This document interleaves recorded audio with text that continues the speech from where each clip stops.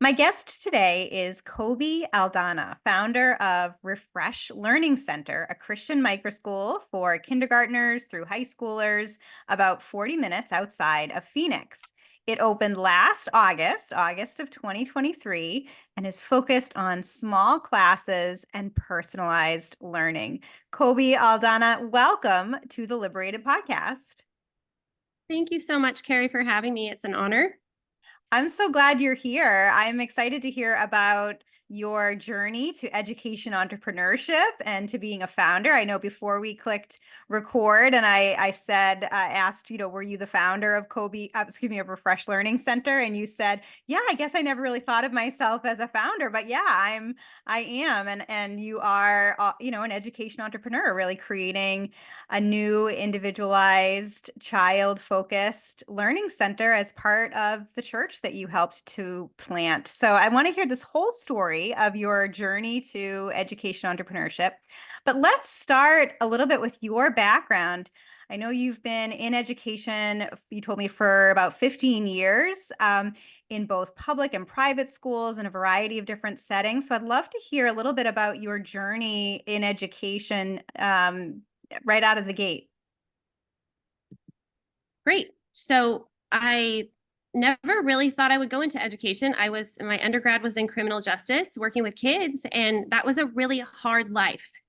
For 8 years, I was trying to help kids, and a lot of them didn't want to be helped. And so I left that profession and went back to school for my credential and a master's in education. And while I was doing that, I started working at my little brother's school, actually. They went to school in a K to 12. And it was such a beautiful environment that I started working there and I put my kids in school there. And so it was just one big happy family. And I ended up spending 13 years there teaching mostly eighth grade, a little bit of high school. I did some dual enrollment classes. And then I ended up there for the last 2 years in administration, where I really worked with the teachers, hands on doing teacher training and staff development, which really opened my eyes to what administration looks like in a school setting. So I got my feet wet there. And then when I got married, I left the state of California, where I was for my whole life, and moved to Arizona and thought, well, now what?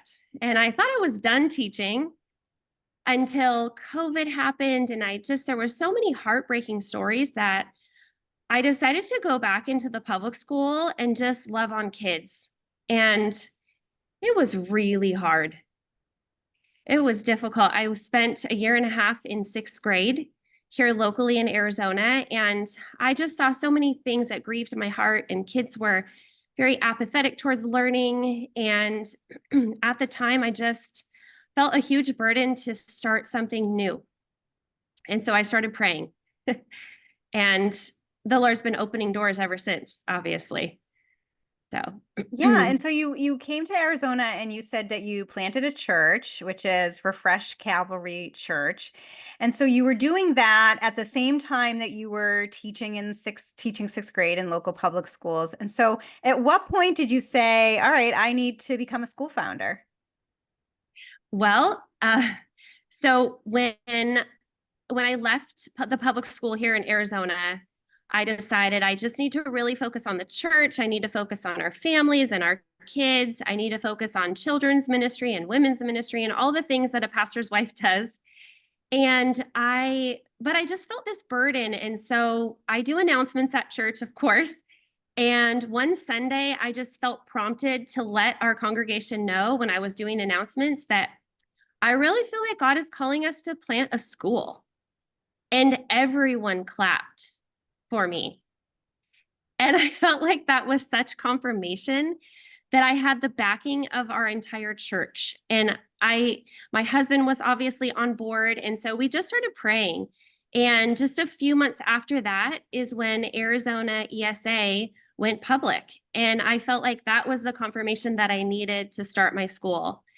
And so I didn't know what to do. I started making phone calls and joining all the Facebook groups and researching what in the world is an ESA and how do I do that. I became a vendor for the state of Arizona. And then I just started praying and researching and digging in. And here we are.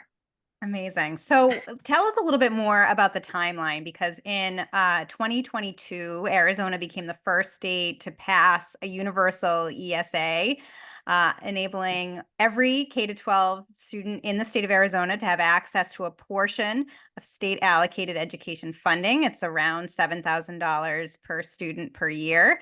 And at what point did you tell the congregation that you were thinking about opening a school? And then how did that tie in with the timing of the implementation of the ESA? Yep. So about in November of 2022, I let the congregation know that I was interested in this and started praying. And that summer, I started meeting. We had a regular group that met, a few of us from the church that used to teach, or they were homeschool moms, or there was a retired principal at my school that or at my church that wanted to join in. And so we started getting together and praying, and we spent a good 6 months every Thursday afternoon from 3 to 5. Faithfully, we would get together in our backyard and we would pray, and we would talk about, well, what would this look like, and can we really do this, and do we have the space? And of course, my little mind thought, well, we might have about 10 kids from our church maybe that would trust us to come to school here, because when you talk about a micro school, you really talk about a change in paradigm, because the public school, they are very driven towards standardized testing and grades, and you have parent teacher conferences, and you can't give somebody a band-aid without calling home and letting mom know, and all the things that you have in the public school. And so I just was praying over, will our parents trust me to partner with them to help them disciple and raise their kids? And the response has just been overwhelming, because I chose that, this is really a ministry of our church. And I know the heart that we have for children at our church. And so I didn't want to advertise. I didn't want to put our name out there, because I figured, well, God's going to bring the kids that he wants at our school. And I don't want more kids than what God brings, because I want to keep a really sweet little culture here. And us helping disciple children is way more important than having money in for extra things at our school. I told the Lord, I just need enough to pay the teachers and to buy books, and we're good. Everything else is good. And we have had such an overwhelming response. It's just been so humbling. So you opened in August of 2023. You currently have 27 students. Did it start off at that number, or what did you open with? It actually did. What's Wow. so crazy is that so my husband had purchased this home on 2.5 acres here where we live, and we live in the front house, but there's a back house. And the amazing story about this back house is that the prior owner had turned this into an adult entertainment center. And there was a stage and a bar, and there were all sorts of things in this big room. And when my husband and I bought it, we thought, well, what are we going to do with this place? And we thought, well, the first thing we're going to do is we're going to take all the yucky stuff out. we're going to get rid of all the past. And so we ripped it all out. We painted the walls. We put new floors in, and we built 3 little classrooms in addition to our room back here. And we thought, well, maybe we'll run our children's ministry out of here for a little while, which we did. We opened our church here in our backyard a few years ago, and we used 3 little classrooms for the children's ministry. We have a casita back here, and we just have all this space. We have an acre in the back, and we just kept praying, like, Lord, how do you want us to use this? You've trusted us with all this space. And so we took on 27 kids right out of the gate. And we have a casita for our kindergarten class, and they have their own little bathroom there. They don't have to take a field trip to the restroom. It's right there attached to the classroom. And then our 3 little other classrooms have been for different pods, and we have our high schoolers back there in a classroom, and we have a chapel area. It's just been amazing. In fact, I don't know how other micro schools do it. I mean, we all do what we have with the space, right? That we have. I know I've listened to a lot of your podcasts, and people are opening up schools in their homes and using their bedrooms and their living room. And it's so amazing to just use whatever space God gave you to bless him and love his kids, right? So great. And so you have 27 students. How many educators? So we have 3 full-time educators, and we have several part-time who come in. So there's a lady from our church who has a degree in art history. She comes in and she teaches art. She teaches fine art. We have a lady who also has a degree in music. She is on our worship team. She comes in and teaches music in the afternoons. We have one of our assistant pastors that comes in and he teaches PE and he does Bible. He works with our high schoolers. And so every day we're rotating through different enrichment programs in the afternoon. And we just have the whole church wanting to come in and volunteer their time. The retired science teacher comes in and teaches science every now and then. It's just fantastic. So good. So good. And so you have a mix of ages, like you said, and is everyone coming from your church? Was this everybody who had heard about the program from your announcement, or is word spreading throughout your community now? The word is spreading. In fact, I'm starting to ask our parents, please don't put our name out there on Facebook anymore because I Wow. we're about to start bursting at our seams, and so I do want to try to keep it manageable here in the space. I People have asked me what the future looks like. I don't really know, but for now, I'm just putting one foot in front of the other and loving the kids that come. I would say I think we have about 11 kids from our own church, and all the rest of them are just from the community. So Mm-hmm. somebody's grandma goes to school or goes to church with somebody else's grandma, and they put their grandkids here. It's just been word of mouth. And it's super humbling, the stories of how people have gotten here. I mean, people meeting people in the library for an ESA hour, and then they end up finding our card and coming to the school. So it's been some beautiful stories of people coming in. And And we thought is we were only going to go sorry. ahead. No, you thought you're only going to what? We thought we were just going to be K-6 in the beginning. And it seemed like it would be so much more manageable, just start small and then potentially maybe bump up to junior high when the kids got to those ages. But I started having families that would come, these beautiful families of 4 with 4 kids, and they would say, well, we have a kindergartner and a second grader and a sixth grader, but we also have an eighth grader. Would you consider teaching eighth grade? And I was like, okay, I'll do that. And then a week later, we would have another meeting just like that. Well, I do have, a sixth grader and an eighth grader, but I also have a freshman. Would you take a freshman? And so the numbers kept jumping and the ages kept jumping. And we've just been able to handle it all with the talent that has been brought before us, which is incredible. And are most of the students coming to you coming from a conventional public school? Were they homeschoolers? What is their background? That's a good question. There's a big range. In the first couple weeks of school, we had so many moms who signed their kids up for our school that felt like they were supposed to homeschool, but they agreed they were terrible at it. Them and their husbands, they looked at each other and just said, this is not my calling. I know COVID was rough and I tried to do my best, but please take on my kids. And of course we did. And then they would keep dropping their kids off with trunk loads full of all the supplies and the manipulatives that they bought to be a homeschool mom. And they started donating it all to our school happily and drove away with an empty car.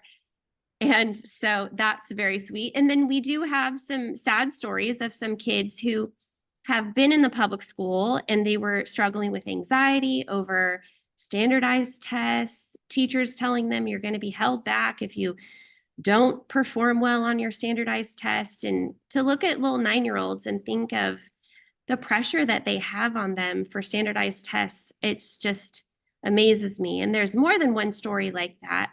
And so I've taken several kids that are in that boat. I have a couple kids actually that dad was in the military, and they've been living in Korea for the last couple years. They just got back from Korea, and they tried public school for a day and they came home crying. And mom called me and said, "Can I please enroll in your school?" And so we just have beautiful stories of kids wanting to be here and the parents Mm. wanting them here. So it's it's been a great season of people being excited to be here. We have kids that, the little ones especially, they cry because we don't have school on the weekends. I get text Yes. messages, so and so's crying because they can't come to school today. So it's Yeah. humbling. I interview lots of founders like you all across the country, all different kinds of models, different educational philosophies and approaches. And yet there's that consistent theme of kids who just absolutely love these micro schools and innovative learning models. They don't like snow days for those of us up in the Northeast or elsewhere. They don't like weekends to come or school vacations because it's such a joyful learning environment that founders like you have created. So great to hear that's happening for you as well. And so, what is sort of the curriculum approach that you incorporate, and how does the week flow? Okay, well, I'll tackle curriculum first. We, of course, prayed over all of that. We had several parents in our church that had used My Father's World and were very familiar with it, very comfortable with it. And so I went to a conference last summer for My Father's World. I got to meet the owners and the Hazels. They're wonderful people. And I got to hear their story. And it was just so beautiful that when they said I do in their wedding, they said, "And God, you can send us wherever you want us because we just want to do your will." And they ended up out in Siberia. And when they were out in Siberia, they were having children, realizing, well, our children don't speak this language here in Russia. And so they started writing their own curriculum, and it's beautiful. And I appreciate it. It is all turnkey, if you will. I mean, you open it up and the teacher's manual is right there for you. And so I love that it gives me Monday through Thursday what I should teach in what order. And I love that for our teachers because as a micro school founder, feels weird to say that. Uh, I am I am hiring teachers who love Jesus, love our kids, have great character, and just want to have fun with these kids every day. I am not hiring people with master's degrees necessarily, although that would be great. But I have a different perspective here as a micro school. And so, with that, I want to make it the curriculum user friendly. And I want to be able to have something that is very strong foundationally that we can build on and build in creativity to it as well. But the curriculum even comes with, I'm teaching US history this year, and it comes with a cookbook that goes along with US history. So, what were they eating in these eras that we're studying in our history? So, when we studied the Transcontinental Railroad, we went into my kitchen and we baked apple pies, and the kids loved it. And so we do have a lot of hands-on experience like that. So regarding the curriculum, I love what we're doing. I do supplement with several different things. You're always getting creative with the way that you present your information. We do have meetings weekly, so the teachers and I come up with new ideas how to personalize instruction for each of the kids. So, for instance, we spelling. We're teaching spelling. And so every week we try to come up with a new way to teach spelling, not write your words 5 times each or write your words in a sentence. So my kids, I have the junior high pod, if you will. I have like 3rd grade through 8th grade roughly in my pod. And so a lot of them are still working on cursive. And so one week we'll write a spelling word in a sentence with cursive. And the next week we'll go out and write our test in sidewalk chalk outside. And the weeks that we do sidewalk chalk spelling tests, they almost all get 100 every time because the perspective is new. It's fresh air out there. They get to pick the colors of chalk. This is also exciting to them.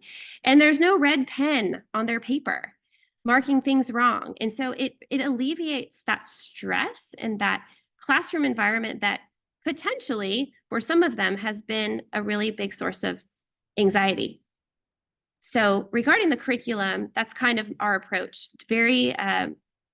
It's varied instruction, differentiated instruction. We have a few kids that have learning differences, of course. We all learn in different ways, but I also have a few that have some challenges. And so the more creative I can make it, the better. Sometimes we even get graph paper and make little word puzzles in our graph paper with our spelling words. And so just using that artistic approach to spelling really seems to work. So there's 100 different examples of that, but we just get real creative and fun with our learning.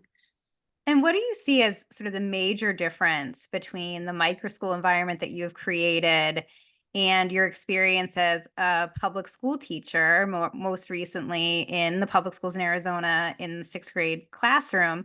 Obviously, yours is a faith-based program, so you're able to bring in biblical values into your curriculum and into the week. But what else is so different from what you saw as a teacher in the public schools? Well, for one thing, and leaving, as you said, the faith-based aspect of it, which is such a big deal, leaving that aside because we know that already. The accountability that is here at our school is remarkable. With 27 kids, the parents know each other. We've gone on field trips where the parents get to hang out and supervise, but they're really getting to know each other and making new friends also. And then we have the school play, and they get to meet each other at pickup and drop off, and they talk a lot. And so there's this beautiful sense of community within our school and our school parents. And there's such accountability here. So I will literally have, like earlier today, the kids love to play soccer out in the back. And so I will have a 6-year old, one of our little kindergartners, out with the 16-year old and everything in between playing soccer out back. And so one of them will come in crying with, they hurt their knee and they say, so and so tripped me out on the soccer field.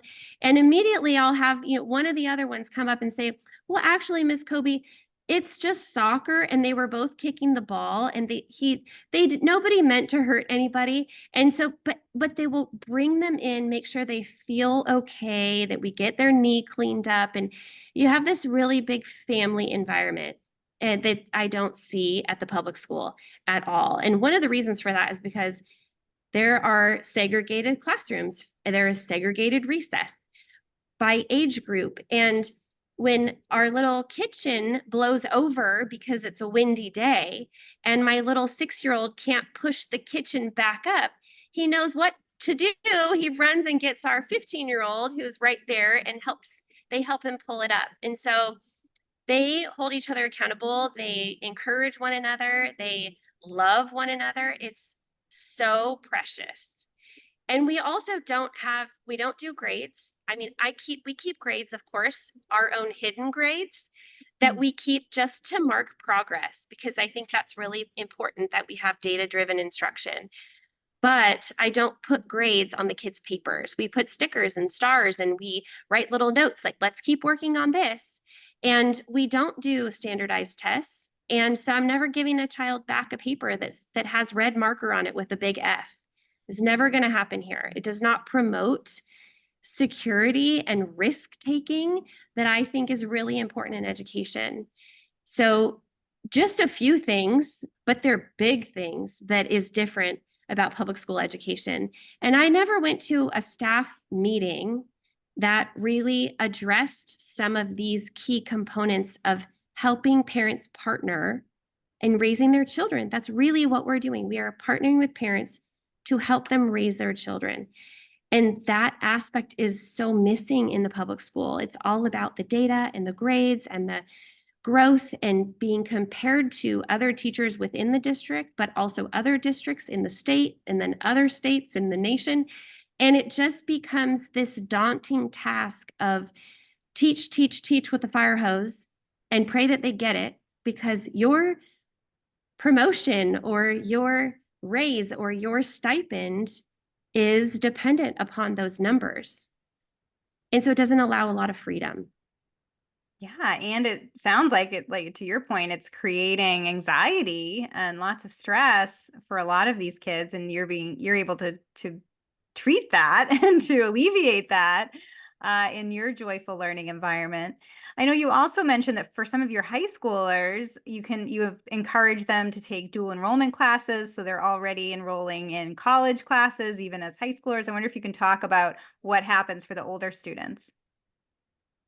So we're working on that. I have a lot of kids that are just barely dabbling in what do I want to do with my future.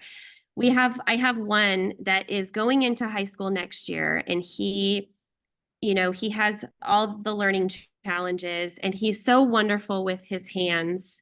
And so my husband has a workshop here, and he goes out instead of doing art, he's a little lefty.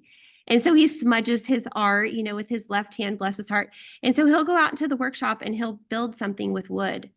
He'll file something down. He'll work with whatever tools are out there in the shop, and he'll create something great. And so he is learning that he probably wants to go to a trade school. So we're working on that. I have another one that went to a job fair recently over here, and he realized, I think I want to be a dental hygienist. And so we're just beginning the process of, well, what does that look like? They're going to have Mm. summer homework where they're going to go home this summer and they're going to research what they might want to do with their future. And they're going to bring in some information that they discovered about beginning with the end in mind. So we are a we are a leadership school as well. So we go by the 7 habits of a highly effective person. And so I take a month and I teach all 7 leadership habits to the kids. And so we are really big on beginning with the end in mind. And so they're beginning to look at that. I have one that might want to go to GCU here. So I we're just in the baby steps of that process, but their world is beginning to expand for them, and we're here to walk them through it. Yeah, and there's just so many more resources now, especially in Arizona where you are, for kids of all ages, but especially for high schoolers, where they can pursue more technical career paths, or they can take dual enrollment college credit classes that enable them to get a head start on college and defray hefty college tuition costs. And so there's all these ways that high school doesn't have to look traditional anymore. And in fact, that's becoming more of the sort of less of the norm, right? That there is just more of these innovative options for high schoolers to really chart their own course and have a much more individualized path to adulthood, whatever that looks like for them. So it's great to see that. And are you finding, Kobe, that all of your families are able to attend tuition free or relatively tuition free at your school thanks to the ESA, or how does that look? They are. We charge under what the annual rate is for tuition.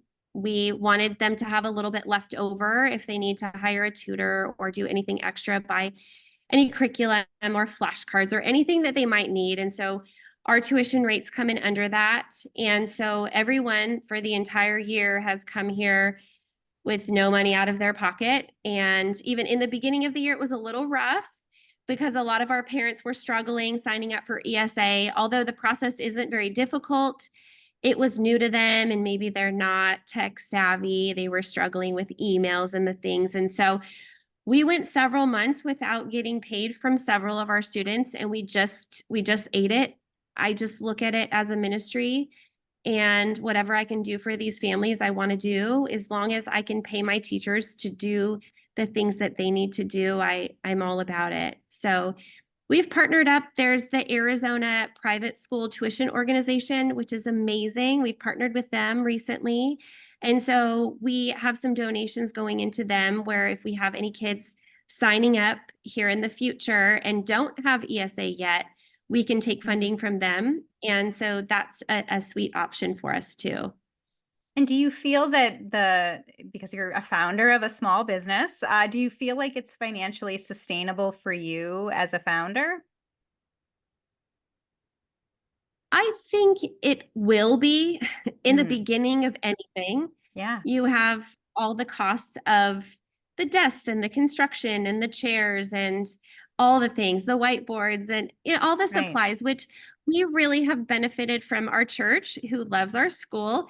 They send boxes regularly. They're so amazing. It looks like Christmas sometimes out front because they'll just start sending markers and erasers and all the things that they think we might need. And so that's been a huge blessing for us. But the startup costs were, they were a little bit more than we anticipated. Not having to pay for rent is a really big deal. And so that's a blessing for our school. If if I were able to avoid all those startup costs next year, I really think that it will be financially advantageous for us. I think that I can give my teachers in not a great living, but enough to get by. And I think that's what teachers across the country get by on, is enough to get by. And Yeah. so we're happy with that. And when we look at it as it's not a career path, it is a ministry. And I think we're all willing to get paid what we get paid to do this amazing thing. It's not a job. It's a hobby, really. And so we get paid to do it, which is a bonus. So I know you mentioned this a little bit before, and I'm going to press you on it. What do you do with this mounting demand for this program that, I understand that you don't want to get too big, right? You like the micro feel of a micro school and that personalized learning, but what do you think happens next for you to accommodate all of these families who absolutely love what you're built, what you've built and what you're building? That's a good question. I used to say, well, these are God problems. And now I'm really facing them because I have 35 signed up for next year already. I have 100% re-enrollment rate of our 27. Wow. And I have all these new ones coming in. I have a tour tonight. I have a tour tomorrow.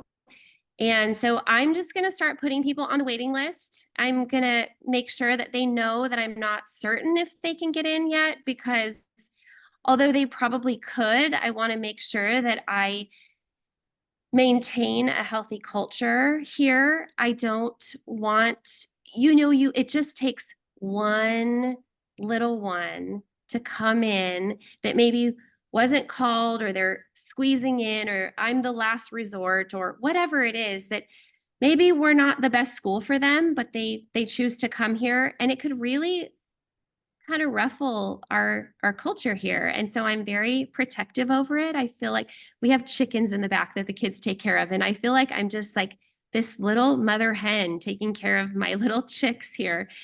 And so I'm starting to put people on the wait list. I'm starting to just, pray over all of it, and I'm not opposed to a bigger place, although it would change the dynamic, right? Yeah. And so I'm going to take this next year for what it is, and I'm going to definitely have to have a cutoff number. I'm not sure exactly what that is yet, but I'm nearing it. And then we'll go from there. I'll have another year to figure it out. I talk to a lot of microschool founders who, have a similar problem to you, a good problem, right? Excess demand. And they say similar things, that they don't want to become a big private school. They like the micro feel. And so many of them think about opening additional small locations to sort of scale horizontally instead of vertically. Is that something that you've thought about? I definitely have thought of that. And I have recommended that some of our parents who are amazing parents and have homeschooled before me, before sending their kids here, well, what would you think about doing this? And they love it here so much that I haven't gotten any yeses yet, but I'm hopeful that we could have locations in the valley here that would serve more families, because it's really important. It's hard though, because when this has been what they know, and then they say, well, I only have a house and I only have classroom or bedrooms and a living room, and I could never do what you do here because my backyard is small. Well, it's just opening your mind to the possibilities and saying yes, and then figuring it out. And some people aren't ready to do that yet. So I'm just one of those crazy people that just says, yes, I'll do it. Yes, sign me up. Sure. So Yeah. it's it's been a ride. Well, I mean, how validating for you just to see so much growing demand and 100% re-enrollment rates. Sometimes people say, well, how do you measure success in these innovative or alternative education environments? Well, 100% re-enrollment rate is about as successful as you can get. Clearly, parents are thrilled with what you're creating there. So Just so great. So I'd love to wrap up, Kobe, if we could, with advice that you might have, particularly for other people who might want to open sort of church-based or and faith-based programs similar to Refresh Learning Center. What would you say to them? Well, I guess I should probably remind people that Sunday school was started because the farmer kids weren't learning how to read or write. They couldn't go to school because they were working on the farm. And Sunday school started really to teach the kids on Sundays that arithmetic. And if we look at what our mission is in that light, that our mission really is to disciple children and to help them grow and to partner with parents, then it should be the model that every church has a school. That is my firm belief. And that's what I'm working on here in the Valley. We are partnering up with several churches here locally. And I know a few of the senior pastors of local churches send their kids here to my school. And so we're having a church planting conference this summer. And the model is that we're teaching is plant a church and then plant a school. And we want to help you with that because your children are your amazing treasure and your responsibility. And who do you want to help partner with you in their development? And that's a little scary if you're sending them elsewhere without knowing really what is being taught on a day-to-day basis. And so that's my advice is find anyone who will say yes to you and plow forward because obviously God closes doors where he doesn't want you. If the doors keep closing, then something's going awry. But my husband and I, since we've been married, we literally just say yes to God. And he has made me more bold to say, yep, I can run a children's ministry. Yep, we can run a church. Yep, I can learn how to do a website. Sure, I'll learn how to run a school. Yeah, it's just like, well, why not? And it's if you don't if you don't say yes to these things, you'll never know. And you'll never experience that true joy that you might be called to be experiencing in life. So I really would love to help anybody. If anybody needs help with saying that yes, or any advice or anything I can help anyone with, I'm willing to do it. I would love to travel the country and help people say yes, because it's so I love it. important that we help this next generation grow up and play and enjoy life and not be so stressed and anxiety ridden. Oh, I completely agree. And I love that you are helping other churches and other pastors to create their own church-based learning centers. So just great to see where all of this goes. So Kobe, if my listeners and viewers want to learn more about Refresh Learning Center, follow your progress, connect with you, what is the best way for them to do that? So we have a website. It is refreshlc.school. It's refresh L like learning and C like center.school. And so that's where you can find out a little bit more about our school. And then I'm always available. My email is on there, kobe@refreshaz.church. And I'd love to help anybody through it because it's a wonderful adventure. And it's helping children to flourish and to be happy and less stressed and really enjoy learning. So, so impressed by everything that you've built and inspired by your founder journey. Kobe Aldana, thank you so much for being on the Liberated podcast. Thank you so much. Blessings to you.